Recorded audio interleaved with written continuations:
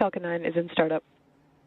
Right on time. So at this point, the autonomous flight computers have taken over the launch countdown, and stages 1 and 2 will begin pressurizing for launch. Let's listen in to the launch director's final go. The launch director is go for launch.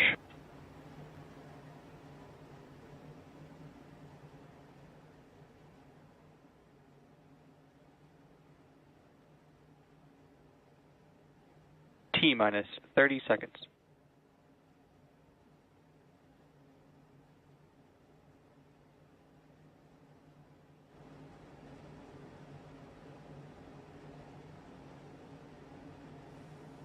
T-minus 15 seconds. T-minus 10, 9, 8, 7, 6, 5, 4, 3, 2, 1. Engines full power. And liftoff. Go Falcon, go IMAP, go SWIFO L1, and go Carruthers. And we are flying 3 new missions on a million-mile journey to track space weather.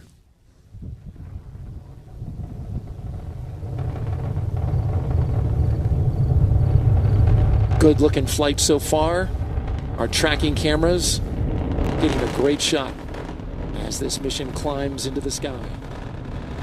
We'll be looking now for those engines to throttle down as we go through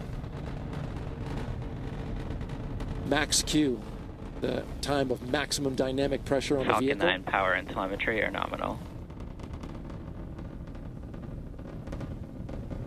That's right. So coming up is max Q, which is the maximum aerodynamic pressure, largest structural load the vehicle will experience. So slowing it down helps to reduce some of the load it experiences. Falcon 9 is supersonic. And that will help us recover and reuse the first stage. Following max Q, we'll be able to throttle those engines back up as atmospheric density drops. Max Q.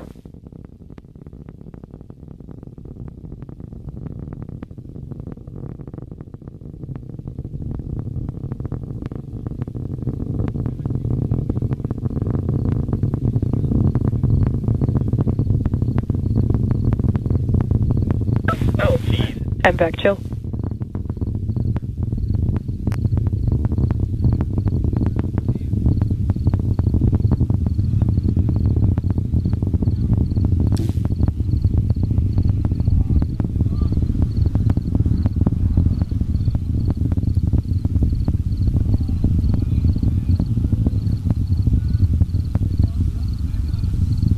T plus 2 minutes into flight, you can see all 9 Merlin engines. You can at least see the exhaust from 5 of them there.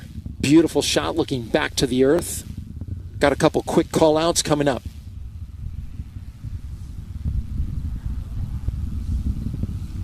We're going to shut off the engine at 2 minutes and 29 seconds.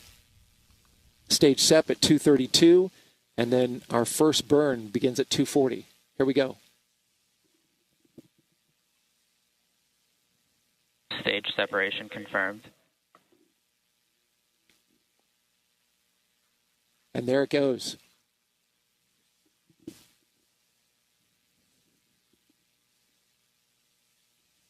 On the left side of your screen, you can see the first stage booster falling away now. And on the right side, our second stage flying IMAP, SWIFO L1, and Carruthers.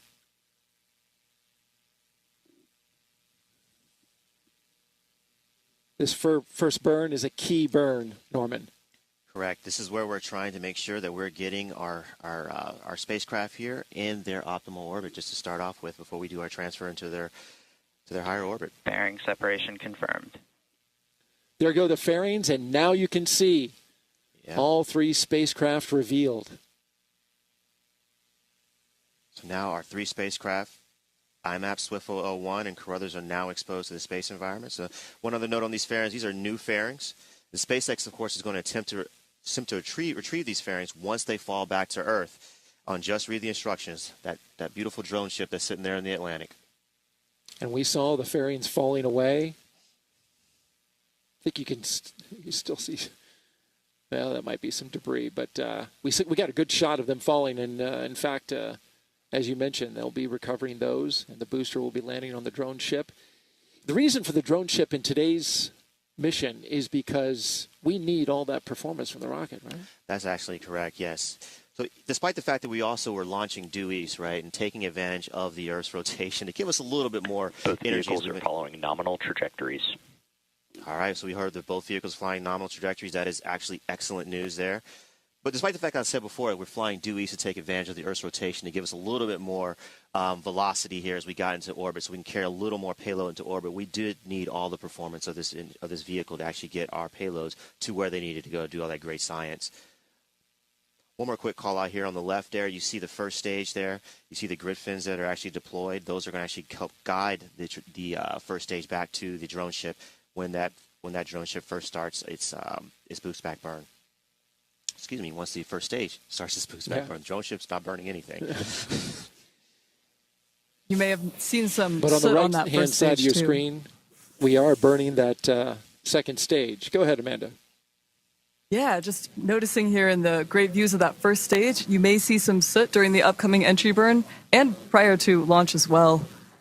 So during the entry burn, that will be the second of 3 total burns. Falcon 9 will be decelerating by reigniting 3 of these Merlin engines on the first stage, and that will cause the vehicle to fly through Merlin's exhaust gases, or the rocket's plume. And that's what deposits the layer of soot on the vehicle's surface. It comes from the carbon-based fuel that Falcon 9 uses, and it builds up a little bit more on the outside of the vehicle, which really gives the Falcon first stage fleet the distinctive reused look. So we're looking out for that entry burn coming up shortly.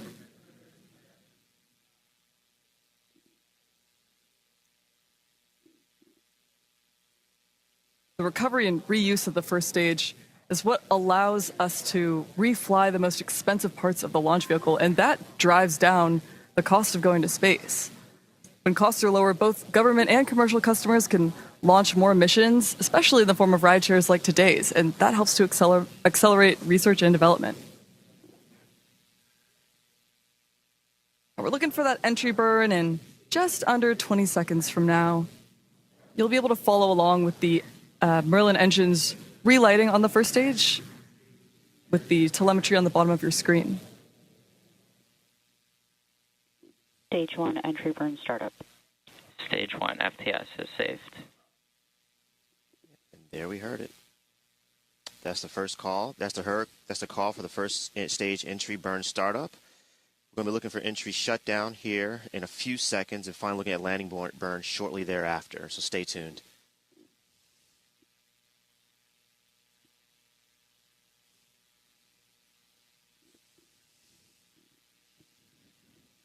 This is the second flight of this booster, Stage and if 1 all entry goes burn well, shutdown. they'll bring it back down and fly it again.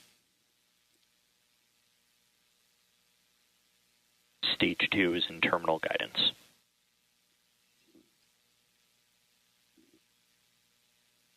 Just 30 more seconds on that stage 2 burn. And then we'll cut it off and coast for quite a while. Quite a while until we get to the right point in space to fire it again to put us in our final destination. Just about 50 minutes or so. Stage 2 FTS is saved.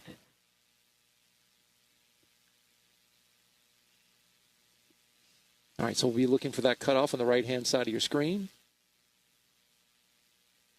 Stage 1 transonic. And back shutdown. There you heard it, MVAC shutdown. Cool views on the left with that booster coming back. Nominal getting park ready to orbit. shoot through those clouds. That's right, and we're rapidly approaching the landing It's also burn. got some trailing there. This landing burn scheduled to start in Stage just a 1 few landing burn. seconds. There it is, starting up. This will last about 25 seconds, and this will reduce the remaining speed of the vehicle for a soft touchdown on the drone ship, just to read the instructions. The booster is also equipped with 4 landing legs that will deploy for a vertical touchdown, so keep an eye out for that just prior to landing. Landing leg deploy.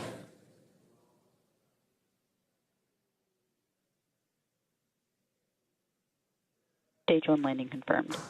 Beautiful touchdown there of the first stage, and that marks the second landing for this booster. must say that never gets old. No doubt. And now, the stack. You can see it's not quite illuminated incredibly well, but up there is IMAP, Carruthers, and SWIFO L1.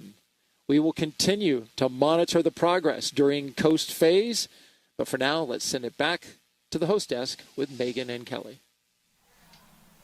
If you're just joining us, welcome to NASA's live launch coverage of 3 science missions. NASA's Interstellar Mapping and Acceleration Probe, or IMAP, NASA's Carruthers Geocorona Observatory, and the National Oceanic and Atmospheric Administration's Space Weather Follow-On Lagrange 1, or SWIFO L1. I'm NASA's Megan Cruz, and this is NASA heliophysicist Kelly Korrick, who is super excited to see launch today. So excited to see launch today. It's always a great day to have a launch. And with the beautiful sunrise we had here, I mean, it was just really fun to watch. And also, there's like a crowd of people here behind us, and we just all heard them cheering and clapping. Yes, yeah. And the fact that you can feel it here, there is something special about actually being here and being able to feel that. And we're trying to tell you as much as we can about it, but there is something special about feeling the rumble and watching it go up and just knowing all those hopes and dreams and scientific discoveries are on their way now. Yeah. It was really great to see you guys. Less than 10 minutes ago, again, a SpaceX Falcon 9 rocket lifted off from that launch pad right behind us here, 39A at Kennedy Space Center in Florida. It really was an incredible launch. And you really said it there. It is like we are watching the hopes and dreams of so many people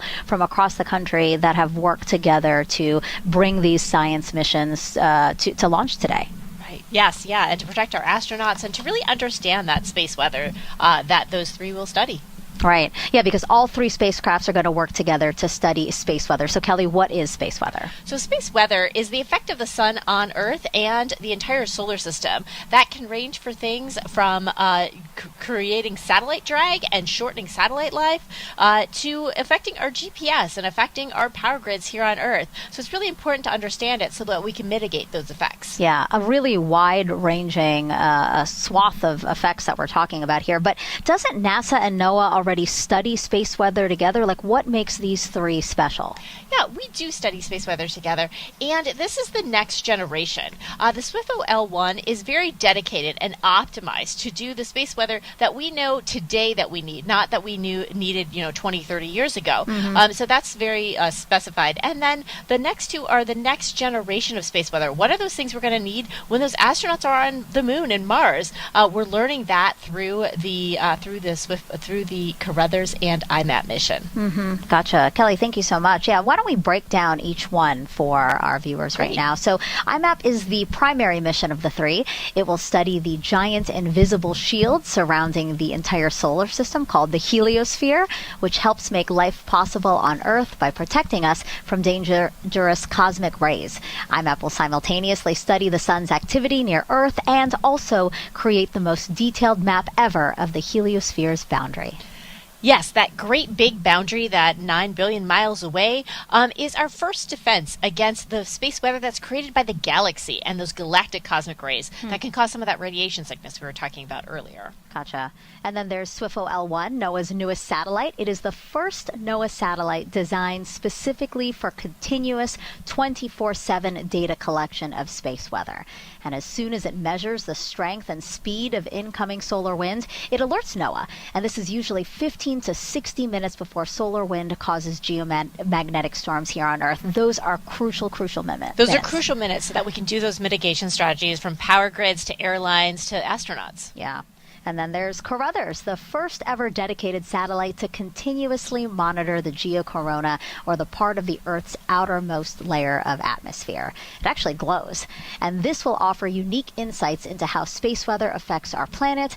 The mission is named after American scientist Dr. George Carruthers, who invented the camera that captured the first ever pictures of Earth's geocorona. Apollo 16 astronauts placed the camera on the moon back in 1972, and it's still there today. It's still there today, and yes, and we're carrying on his legacy to really understand that part of our Earth's atmosphere that's so important in, again, mitigating those space weather effects. Gotcha. Kelly, thank you so much. Our broadcast today will take us to around 9 a.m. Eastern Time, when the Falcon 9 second stage will deploy all 3 satellites into space. Let's welcome back Joy Ung now, who is with Casey Swales, NASA's Deputy Associate Administrator, and Nikki Fox, the Associate Administrator of NASA's Science Mission Directorate. Casey and Nikki, thank you so much for joining me. Thank you for having us. How was launch for you guys? It was amazing. I have to admit, I completely cried, and I'm trying not to do it again. Even the countdown, I got so emotional on this one. There's so much on there. There's so much heliophysics and so much great NASA science. And our mom got to be on and got to see it. So it's fantastic. amazing. Yeah, it's a beautiful day here at Kennedy. Absolutely. So NASA is going to take astronauts back to the moon with the Artemis missions. Can you tell us how the 3 new missions today will help get us back to the moon, Casey? Yeah, absolutely. So, when we go back with Artemis, right, we're going further into space than we've gone in over 50 years. And when we send our astronauts, it's important that we're sending them safely. And in order to do that, we have to understand space weather. So even when you think about packing for a trip, what's the first thing that somebody asks you? What's the weather? What are you packing? And so we have to think about that, understanding space weather, understanding the sun better, understanding solar flares, solar storms, radiation, how it impacts a spacecraft, how that spacecraft interacts with the crew. That's really important. So we're launching Artemis 2 next year. We're building a sustainable presence on the moon, and then we're going to send astronauts to Mars. And so when we land those astronauts on the moon, land them on Mars, it'll be missions like this that help contribute to making sure they got there safely. That is very, very exciting. So, Nikki, what other NASA science research is happening right now that will help inform the Artemis missions? There's so much. Every mission in our fleet is really playing its part in the Artemis missions. Science enables exploration, exploration enables science. And, we are excited about all of the missions that we have up there.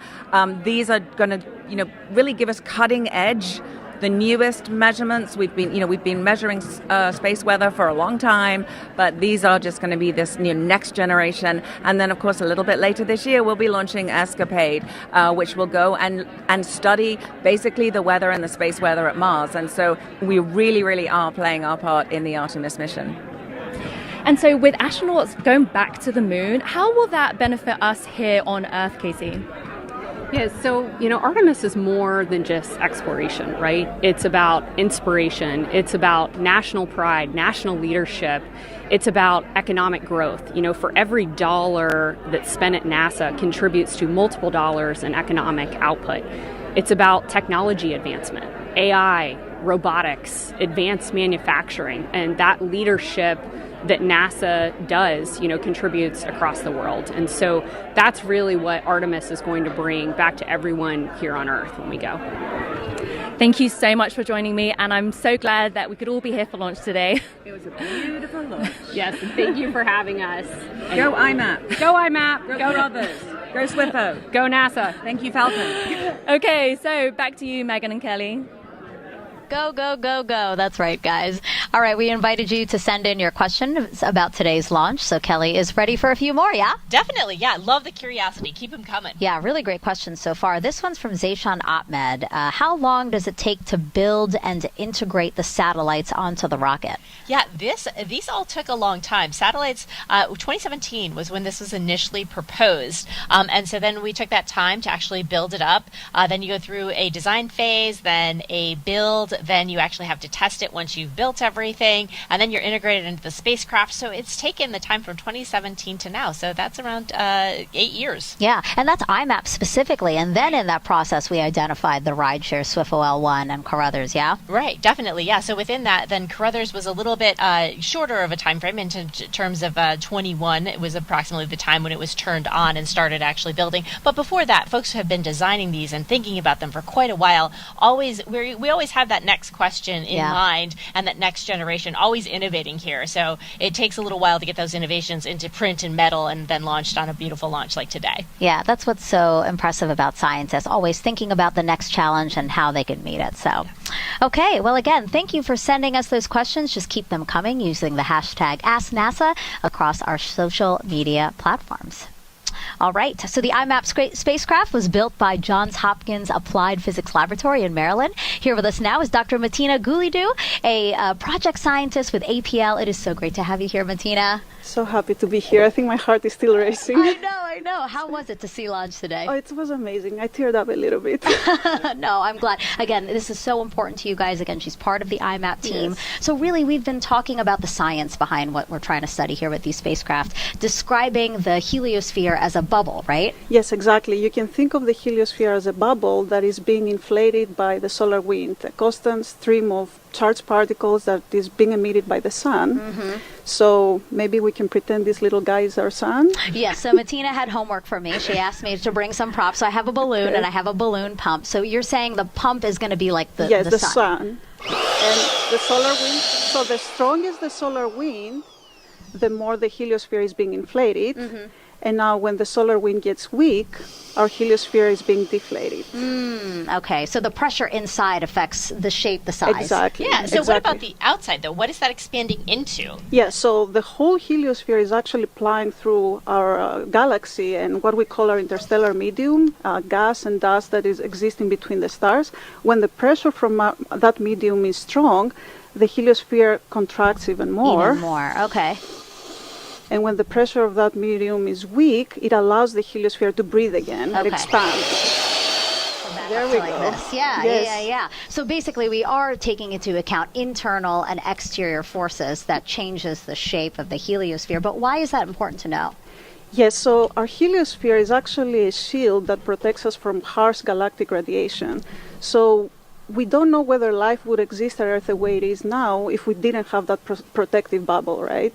So it is important as we go and explore other exoplanets in other astrospheres, we want to understand first our home in the galaxy and how we came about. And that's what IMAP's going to help us study. Exactly. Go IMAP. Oh, that's right. Go IMAP. Thank you so much, Martina. I appreciate Thank you you being very here. much for And having me. congratulations. Thank you. Congratulations. Okay, so IMAP is going to start collecting data about 3.5 months after launch. For more on that, let's bring back Joy, who's now with Dave McComas, IMAP's principal investigator from Princeton University. Dave, thank you so much for joining me today. How was launch for you? Oh, it was so exciting. We are all so happy. The whole IMAP team is just delighted.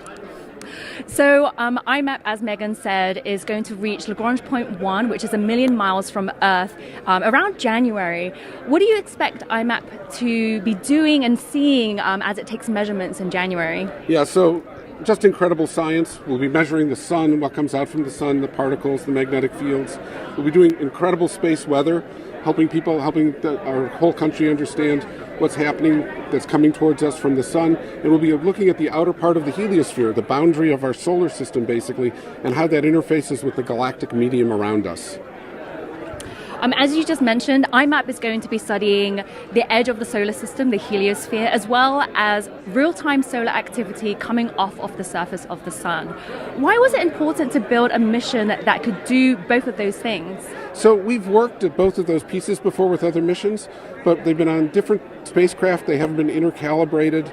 They haven't been able to do the holistic science. Putting it all together on one spacecraft allows us to do the complete integrated science and understand our neighborhood of the sun. And so as the principal investigator of IMAP, what are you most excited for discovering with the mission? What I'm most excited about is the things I don't know about. I know we're going to do a lot of great science, all the stuff we promised in our proposal, great new measurements, great new understanding. But the really exciting thing is when you fly new instruments that are much better than older instruments, you discover new things that you can't even imagine when you launch the spacecraft. That's really exciting. And how do you anticipate IMAP to be working with all the other heliophysics missions that NASA has? Yeah, I think IMAP will be sort of a cornerstone for all of the heliospheric missions. There's a lot of great science that can be done by comparing data from different missions in different positions, and we hope to be sort of in the lead of doing that work. Well, thank you so much for joining me, and I'm so thrilled that IMAP launched today. We are too. Thank you so much. Okay, and so let's head back to Megan and Kelly. Managing today's launch is NASA's Launch Services Program based here at Kennedy Space Center. It essentially acts as a broker to match uncrewed spacecraft like the 3 today with suitable rockets for launch. NASA's Daryl Nail spoke to a flight and structural loads analyst about the challenges of getting 3 spacecraft safely into orbit. And we are here with Natalie Hintz, who actually did the structural loads analysis for the IMAP mission. Thank you for being here. Yeah, thank you for having me. So structural loads sounds complicated, but explain why it's important for us to know what's going on inside that rocket with regards to all the structures. So we have this spacecraft which has all of these delicate instruments and components that have been designed with their science in mind. However, they're not really that structurally strong, and we are taking these spacecraft, we're putting them on top of a launch vehicle, in this case a Falcon 9, which has all of these rocket engines that are going to blast it from the surface of the Earth into orbit, and it's going to endure a very violent launch environment. It's a lot of shake, rattle, and roll happening inside of a rocket. Absolutely. So when it comes to a spacecraft and a launch vehicle system, it's going to be much more complex. Imagine that the central beam is a launch vehicle, in this case a Falcon 9, and we have a mass at the top which is representing a spacecraft, in this case IMAP. Look at how that system is being excited. I'm not shaking the base very much here, and yet look at how much it is actually vibrating. I'm activating the first mode of the system. So we think of this as, you know, something that's not good inside of a rocket if it were to move around like that in that clamshell. We actually have a system of spacecraft. So we have IMAP, and we also have its ride shares, SWIFO L1 and Carruthers, which are hanging out on an ESPA ring just underneath IMAP. That's right. So I actually brought my own SWIFO L1 and Carruthers here so that we can understand how that's going to change the system. These are wood blocks, but they got weight on them, and so they essentially kind of, you know, they're a good analog for what you're doing, right? Exactly. So we can attach them here to this rideshare ring, and that is going to simulate the addition of the mass and overall structure of those rideshare spacecraft. All right, so you can already see here the static deflection is changing because we've added mass to the system. But not only that, we're not really interested in the static shape here. We are interested in the dynamic shape. So again, it's sitting on the pad, getting ready for liftoff. The engines ignite, and look at how much more it is moving. Not only that, but the shape that it's moving at has changed. So looking at the spacecraft here, we have IMAP on top of a payload adapter and a rideshare ring, which has SWIFO opposed to Carruthers. And all three of these spacecraft are forming one unique payload stack, one unique system. Throughout our coupled loads analyses, we derived the launch environment that these would experience during flight. And much like I shook this rocket model, we also shook those spacecraft during vibration testing to make sure that they are rated to and can survive the vibrations that these spacecraft will see during launch. So in the end, we found that through analysis and testing, these three spacecraft are ready to go and they are good for launch. Thank you so much, Natalie. Appreciate the time, and thanks for explaining it. Absolutely. Now, this isn't the first time NASA and SpaceX are working together to send great science into orbit. For more on that, let's head back to Amanda and Hawthorne. Thanks, Megan. Since 2016, NASA's Launch Services Program has partnered with SpaceX to fly some of the agency's most important science missions, spanning everything from Earth climate monitoring to astrophysics and planetary defense. In 2016, we launched our first LSP mission, Jason 3, which was a payload to measure global sea level rise. That success paved the way for TESS in 2018, a mission that transformed our search for planets by scanning nearly the entire sky for new worlds. In 2020, Sentinel-6 Michael Freilich carried a radar altimetry reference mission to extend the legacy of sea surface height measurements. This is critical to understanding climate change. Altimetry is the study of height, or measuring altitude, things that go up. And in this context, Sentinel-6 carries a suite of instruments which provide high-accuracy altimetry data monitoring for sea surface height, significant wave height, and wind speed, as well as monitoring inland water levels and ice characteristics.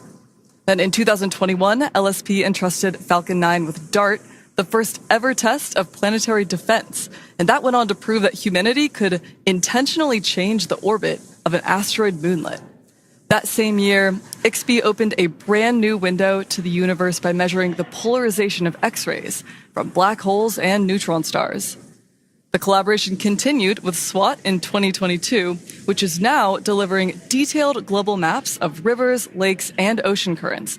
And then with Psyche in 2023, a Discovery-class mission to explore the metal-rich asteroid 16 Psyche. This will reveal how planets may have formed, and that launched on Falcon Heavy. PACE, GOES-U, and Europa Clipper all launched in 2024. Europa Clipper, NASA's flagship mission to Jupiter's moon Europa, was sent to search for signs of life beneath its icy shell. PACE and GOES-U are working to advance our understanding of plankton, aerosols, clouds, and ecosystems that regulate Earth's climate to strengthen severe storm and space weather monitoring, respectively. In March of this year, Falcon 9 launched the SphereX mission to survey the entire sky with infrared light. That launched alongside Punch, which will study the sun's outer atmosphere. Just in July, tracers delivered twin satellites to investigate magnetic reconnection, the fundamental driver of space weather. That brings us to today, where IMAP will head out to chart the boundary where solar wind meets interstellar space. And later this year, Sentinel-6B will take the next step in precision ocean altimetry, extending the global sea level record, which is critical for tracking climate change. Now, looking ahead, the Nancy Grace Roman Telescope, an observatory designed to study dark energy and dark matter, search for exoplanets and image them, and more, will tackle some of the biggest questions in science while generating data to help protect the Earth. In less than a decade, SpaceX has built a proven track record with NASA's Launch Services Program, establishing Falcon as a dependable launch platform for some of the most ambitious and groundbreaking science of our time. And that brings us back to today's IMAP mission, where we are just under an hour from the beginning of spacecraft deployment. So let's check back in with Megan. Yeah, it's time for more questions from social media. The first one is, what new technology is being used on these missions? That's a great question. So a lot of these missions have developed new technology in terms of the cameras that they use, in terms of like the camera in Carruthers. Although Dr. George Carruthers built an amazing thing, there's been a couple of advancements since 1972. I would hope so, yes. Yes, I hope so. So there's been some updates there. All of the detectors have been updated, and all the new instruments on IMAP are improvements upon the older versions of these. And for SWIFO L1, since it's operational, it is an upgraded version of former instruments, but it's not too far off, because again, we want to make sure that they're the same, we have a consistency in those measurements and that they're very similar to past measurements. Yeah, absolutely. That makes sense. You want to make sure you're still, even though there's advancements like comparing apples to apples, essentially. Yeah, you want to keep that the same. Got it. Same fruit. Now, this next question is Chili Maple. How long will mapping the heliosphere take, and when will the research contribute to safeguarding Earth?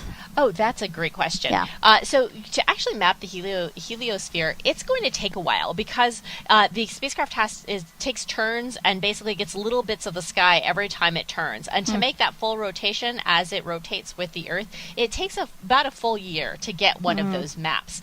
So that's great, because we have a 2-year mission. However, it also has the iAlert system on IMAP, which will be able to feed us data basically instantaneously, or within 30 minutes, get data about space weather that will be beamed back. So that long-term space weather, that galactic space weather, will take about that year, but that instantaneous will get started in 6 months once it's fully commissioned. Wow, very impressive. Thank you so much, Kelly. Yeah. And as Kelly said, really, really great questions. Yeah, keep them coming. You still have time. Again, using that hashtag AskNASA on our social media platforms.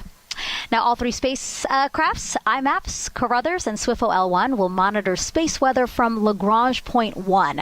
That's about 1 million miles away from Earth towards the sun. And specifically, as you can see in that graphic, they're specifically on the line connecting the two. Why specifically here, Kelly? Specifically there at the L1 point is the balance between the gravitational pull back to Earth and the gravitational pull towards the sun that allows them to have that use relatively little fuel and stay there for a while. It also gives them the direct view. If you're around Earth, sometimes Earth gets in the way of the sun view, sometimes the moon gets in the way, and so you don't have those continuous viewing angles. So you really want to be on that line to save fuel and to have the direct view to the sun, and to be in front of the Earth so that we have those 30 to 60 minute warnings. Yeah, and again, I love that these this is a rideshare mission. You know, we identified 3 that were going to want to go there anyway. They might as well fly together. Right, definitely. It's again, the cosmic carpool is the best way to put it. It was the trains going in one direction, everybody get on, let's stop there. That's amazing. Now, all 3 satellites will continue the important work of space weather satellites already at Lagrange Point 1, but that have been operating well beyond their intended lifespans. We were kind of talking about that a little bit ago because of one of the social questions. You know, SOHO launched in 1995 and was only supposed to run for 3 years, but it continues to collect data. Then ACE launched in 1997 and, like SOHO, far exceeding its 5-year lifespan. And then there's Discover, which was also designed to operate for 5 years, and yet that launched 10 years ago, Kelly. Yes, all of these spacecraft have been doing an amazing job at understanding our space weather and started as really more science-driven, that inquiry. And so we learned so much about space weather from the 1990s to now. And so we need really that upgrade, that next generation. What really works for us? What do we really need to know? Maybe a quicker cadence or a little less cadence to really get the information down to protect everything from our astronauts to our pilots and our farmers. Yeah. And what I find really impressive, again, is NASA and NOAA have been monitoring and studying space weather together for more than 50 years. So let's go back to Joy, actually. Now she's with Paul DeBar, Deputy Secretary of Commerce. Paul, thank you so much for joining me. Oh, it's great to be here. Great to be back again for another launch. How was that spectacular launch for you? Oh, I mean, it was perfect. I mean, what a beautiful day. And most importantly, all the scientists and engineers who've been working on all 3 missions for a very long period of time. This is a culmination of a lot of science and effort. Absolutely. So can you tell me, how do NASA and NOAA work together when looking at space weather? So overall with space, NOAA has a giant set of constellations of satellites looking at all sorts of different weather in LEO and GEO and obviously dealing with hurricanes. But when it comes to space weather, obviously it's a much bigger, newer issue with technology in space and telecommunications and 5G and then 6G coming up and GPS. For us to be able to move from science of taking a look at heliophysics to being able to see what could affect our technology and be able to react to that is very, very important. And that's what this mission's about. And how has studying space weather for the past 50 years benefited us here on Earth?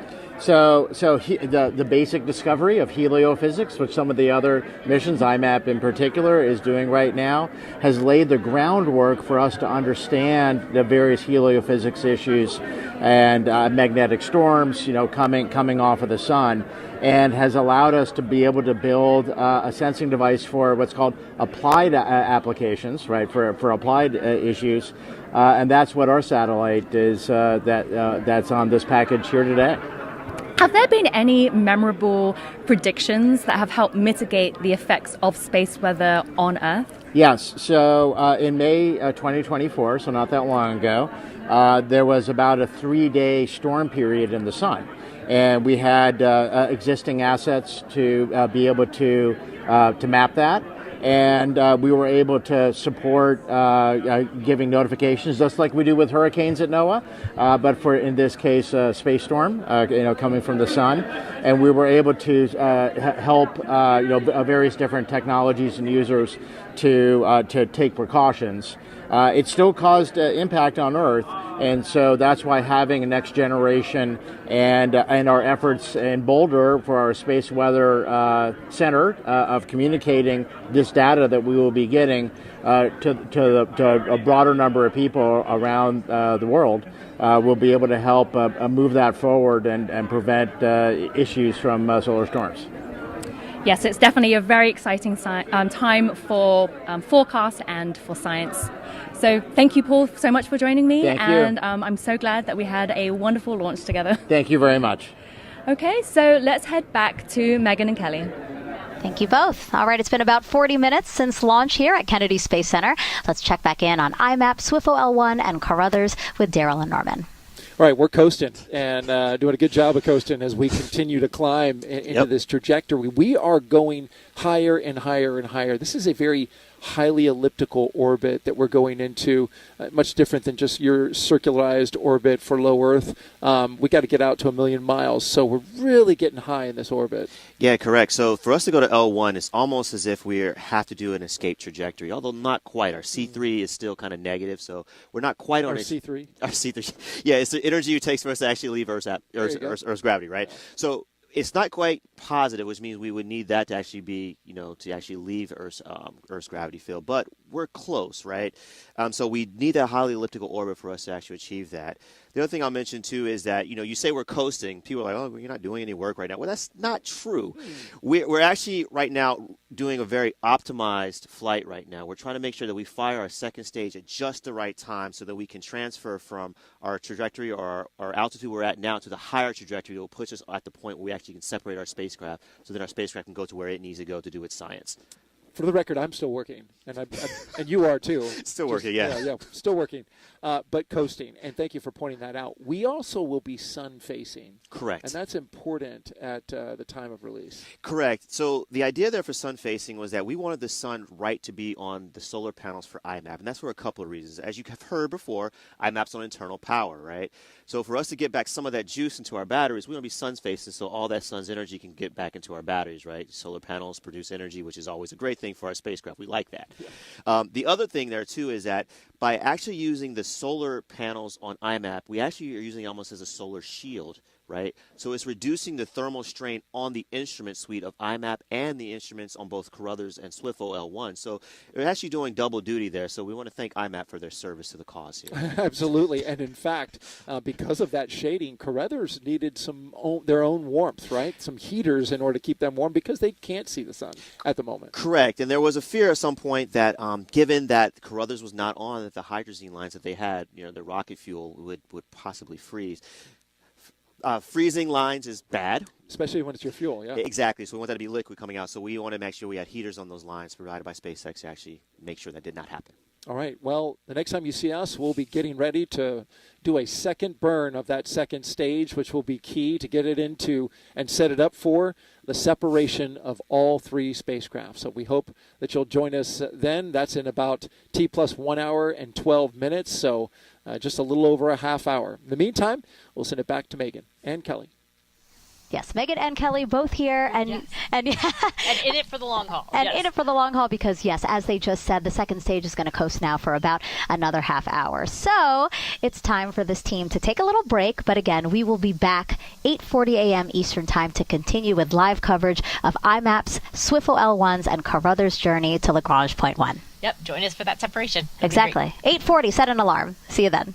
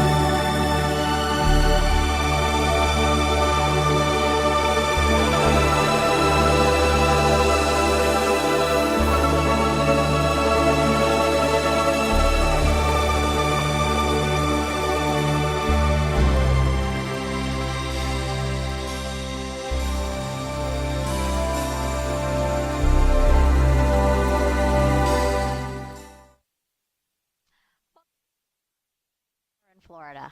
I'm NASA's Megan Cruz, and this is NASA heliophysicist Kelly Corrick. Hi, everyone. We are back from a short break to continue live coverage of 3 new space weather missions that are headed about 1 million miles from Earth.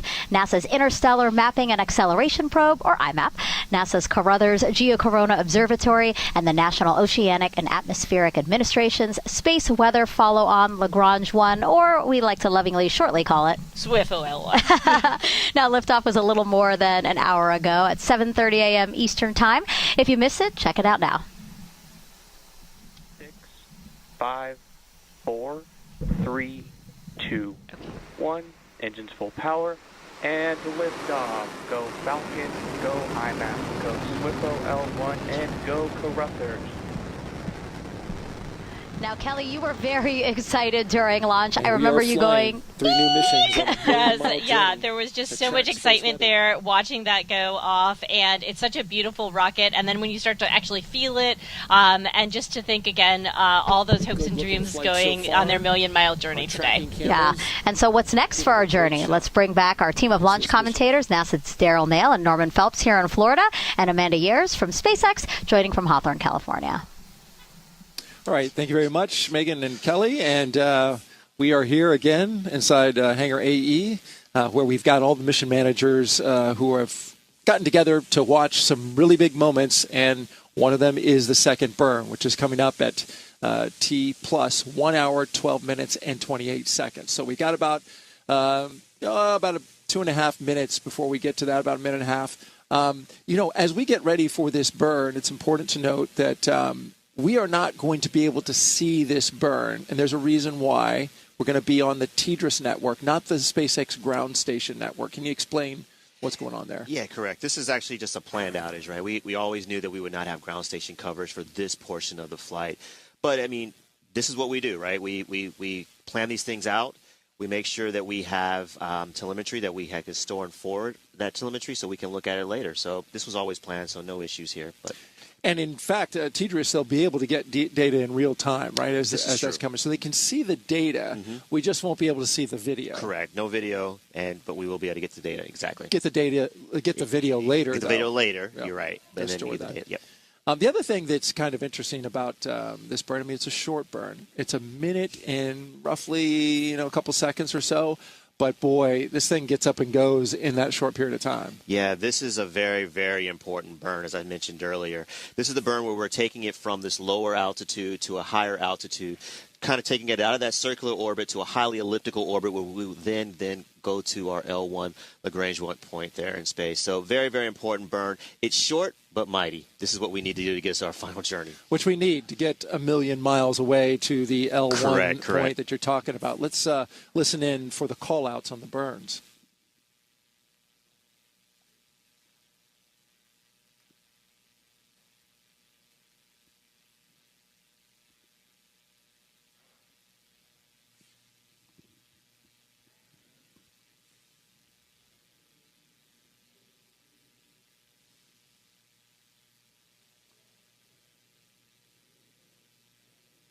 And back startup. There you heard it, Amanda. We have the second stage kicking in. Yeah, that's right. So the second stage, again, single Merlin vacuum engine, and we saw a great view of that during the first burn. This will be just about a minute long here. You may have also noticed that MVAC engine is equipped with a wider and taller nozzle compared to the M1D engines on Falcon's first stage. And that's just one part of what makes this engine uniquely optimized to perform in the vacuum of space. Although we can't see it, we do have that telemetry there on your screen of the engine firing. This will be its last burn prior to payload deployments in just a few minutes after.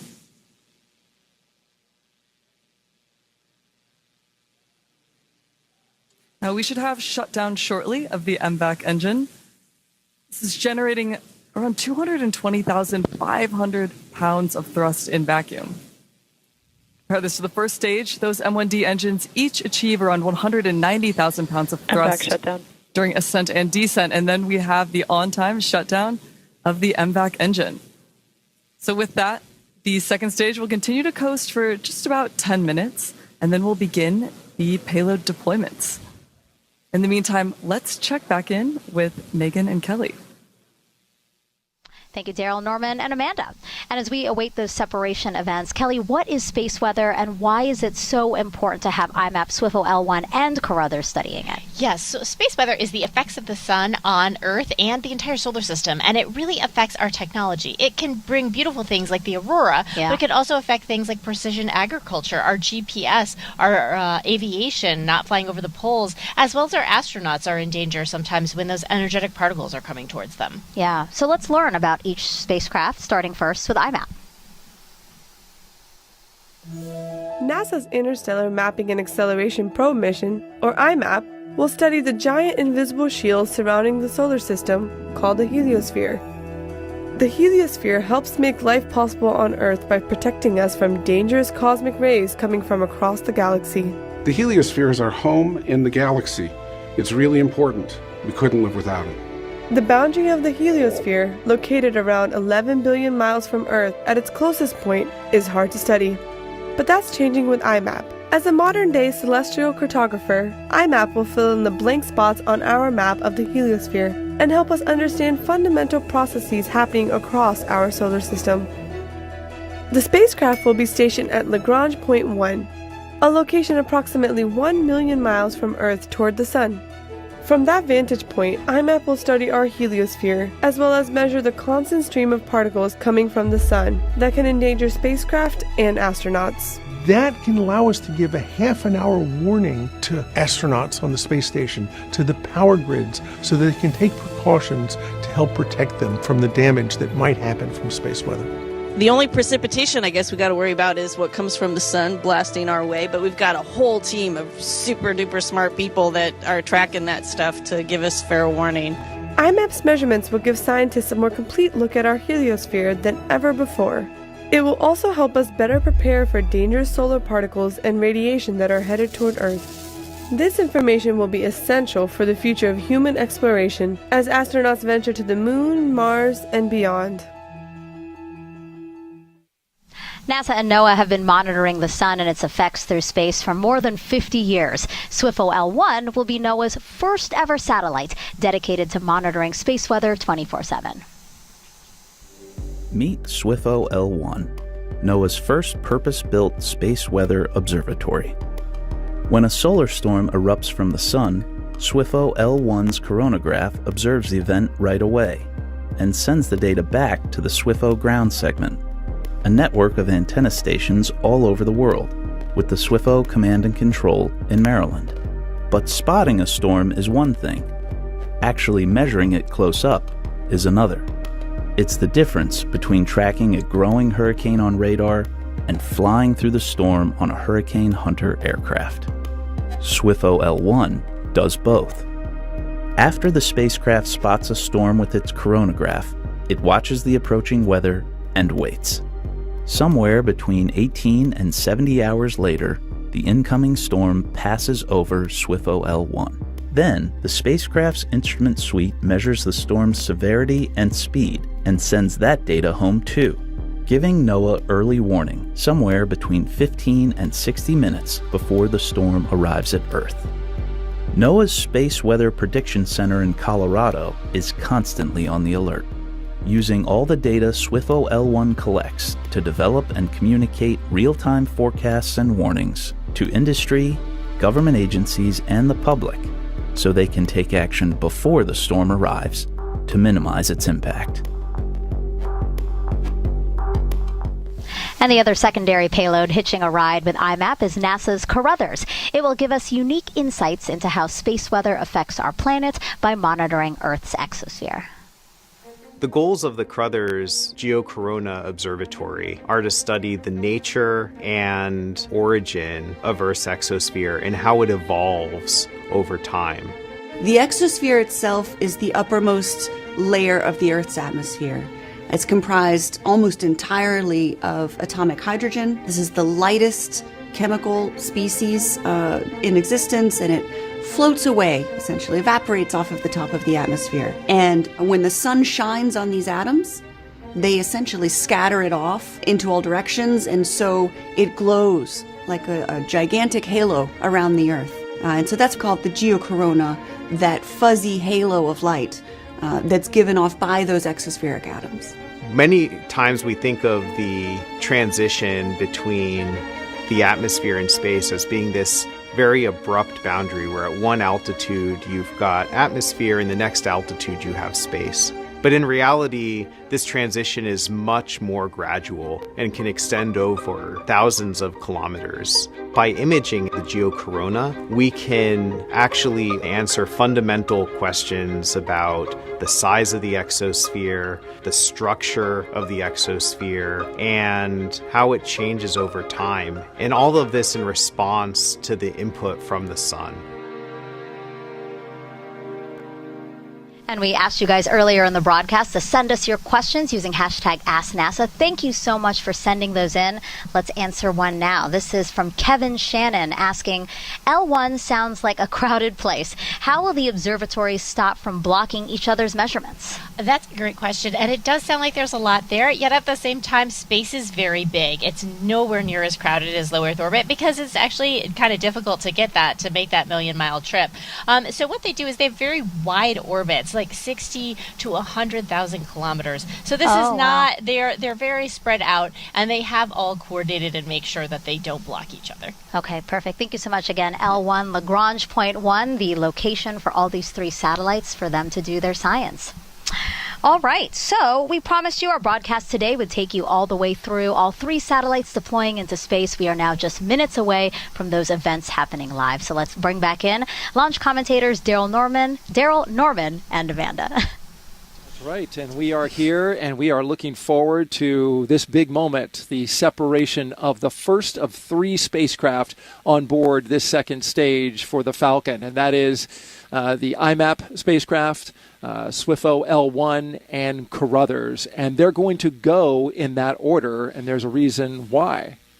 Yeah, so first of all, I just want to say, too, that until we get to spacecraft separation, until we get to AOS, also known as acquisition of signal, our mission is not really successful. So these are big events here that are coming up.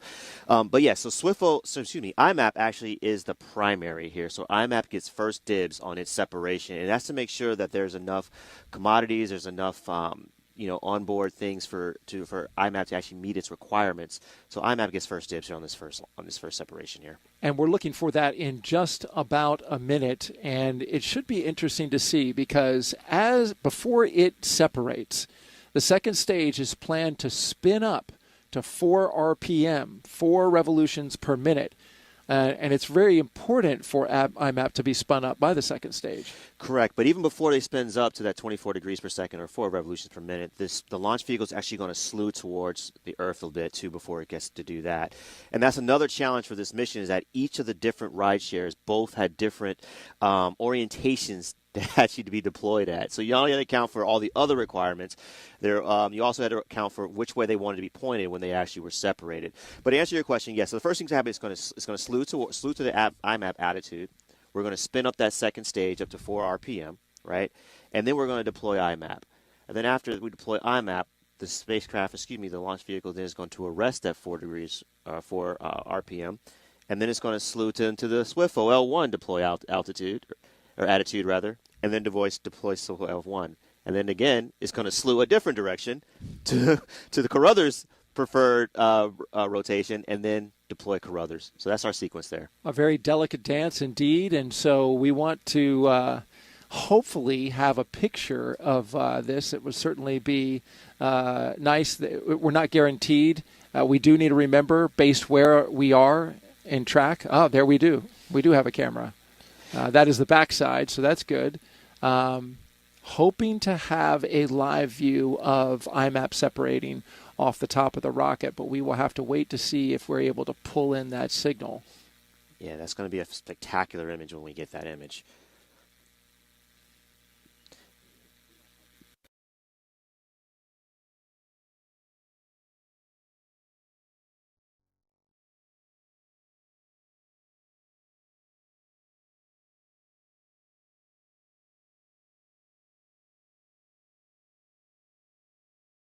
Right, we all know from physics, right, that if you ask something to stabilize, it doesn't. So you can see there in the image right there. IMAP. There we go. That's that 4 revolutions per minute we were talking about. That is not something that is wrong. That is intentional, and you're looking forward any moment now we could have separation of the IMAP spacecraft. That is a pretty cool image right there. IMAP deploy confirmed.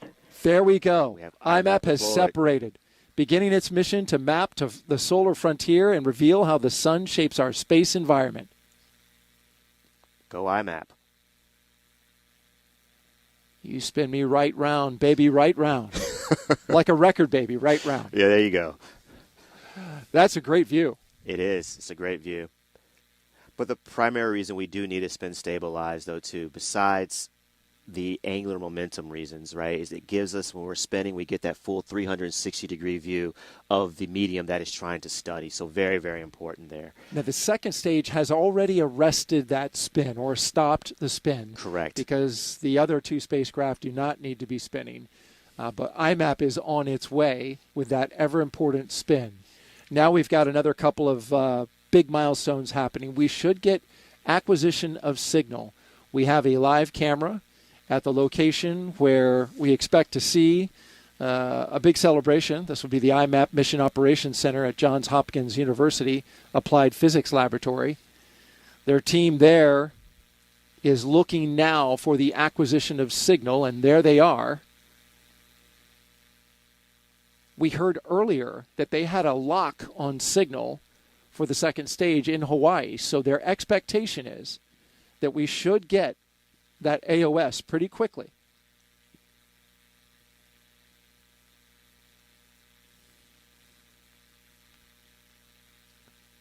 You're looking at a view at the remaining spacecraft on the stack, which is the SWIFO L1 and Carruthers.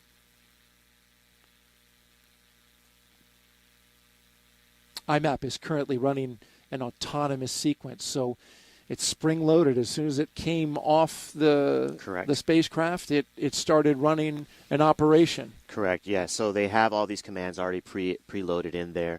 And so they're going through now probably their health checks, autonomous health checks, and also trying to dial or phone home in ET parlance. So we're still just waiting for the acquisition of signal, which is very, very important because we don't have a spacecraft, unfortunately, if we don't have acquisition of signal.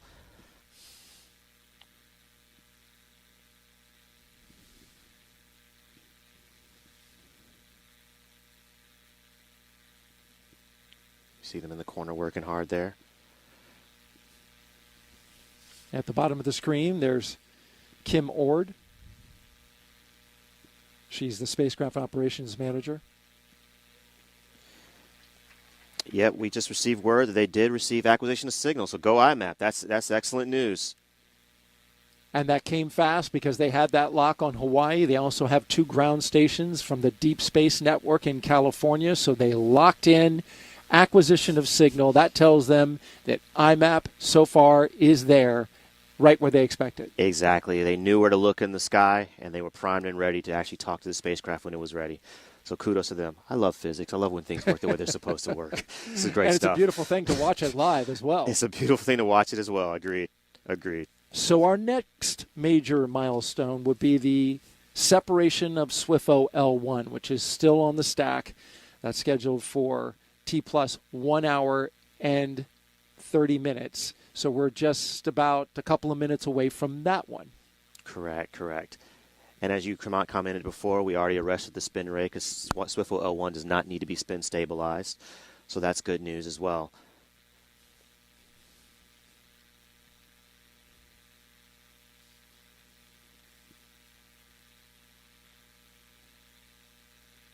And Amanda, you'll be tracking the separation of SWIFO L1. Yes, absolutely. We have had some outstanding views this morning. Congratulations to the IMAP team on that successful deployment and acquisition of signal. Huge milestones and the culmination of so much work to get to this point. Looking ahead, we do have 2 more deployments. Next will be SWIFO L1, and that will be followed shortly by Carruthers. As a reminder, SWIFO L1 is the National Oceanic and Atmospheric Administration satellite, and that will be monitoring space weather 24/7. It will essentially act as an early warning beacon for potentially disruptive in orbit and also us here on Earth. We're expecting the next deployment in just over from now. You saw during that IMAP deployment that we have 24 degrees per second. And that's actually the fastest spin deployed on Falcon 9 to date. Of course, that's not required. Going to rideshare payloads. You see some great views as well.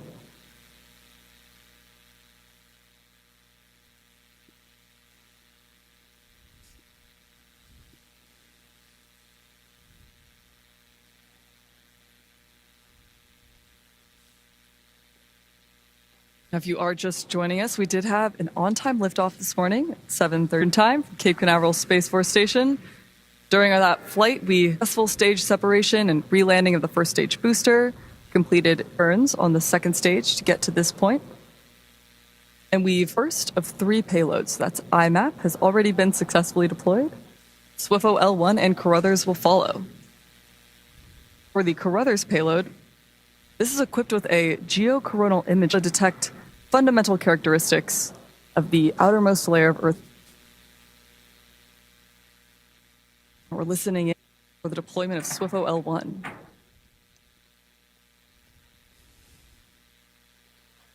There we go. SWIFO deploy confirmed. Beautiful separation and successful deployment of the SWIFO load. We're not done yet. We do have a payload coming up. That's NASA's Carruthers Geocorona Observatory. Achieved that acquisition of signal from the IMAP payload.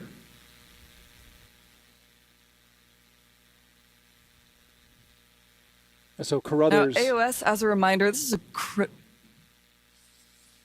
AOS, we already had that for IMAP, and that's a critical payload. It's the first communication from the payload to the ground stations. Normal for a spacecraft to take a few minutes to complete a startup and commissioning sequence. Acquiring that spacecraft signal here on Earth is like having our outgoing call, and it helps us to confirm the system status and health. So it's great news that we are IMAP, and the AOS for the remaining payloads will come at a later time. So right now we are just awaiting the deployment of Carruthers. We want to let the audience know if you want to catch up on AOS for SWIFO L1. We've got a code you can scan with your phone on your screen, and you can find out what acquisition of signal. Again, that's the acquisition of signal as SWIFO L1. In the meantime, we're coming up on separation. That one happened in just about 3.5 minutes. It's 1 hour and 36 minutes. That of Carruthers, the last of our spacecraft. And now Carruthers is helped by having ice stack because they get some sunlight on them, which it's important for them. Some heating. Correct. Yeah, it does reduce some of the strain. Strain's probably the wrong. Hydrazine lines. You want to keep those warm because that's your fuel. You want hydrazine to stay fluid. We don't want it to turn solid on us. So solid hydrazine.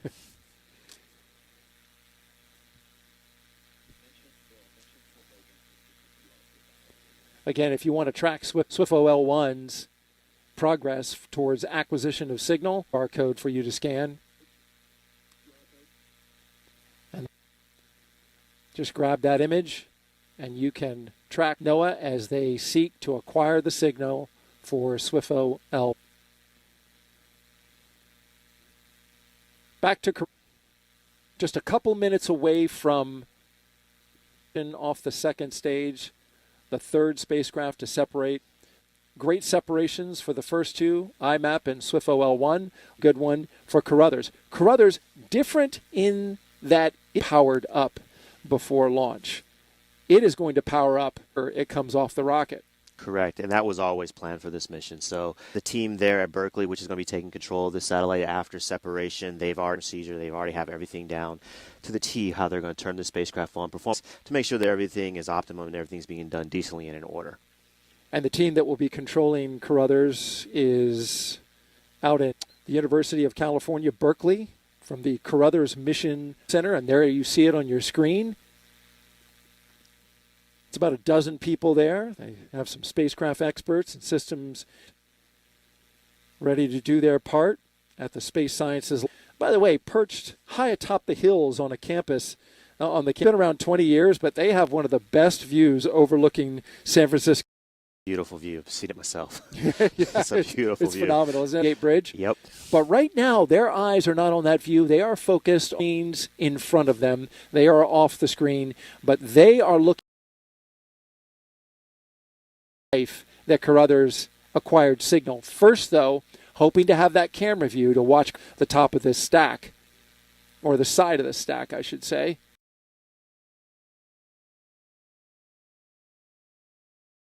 Release. Correct, right. So recall these spacecraft had a different orientation that they had to be deployed at. So the launch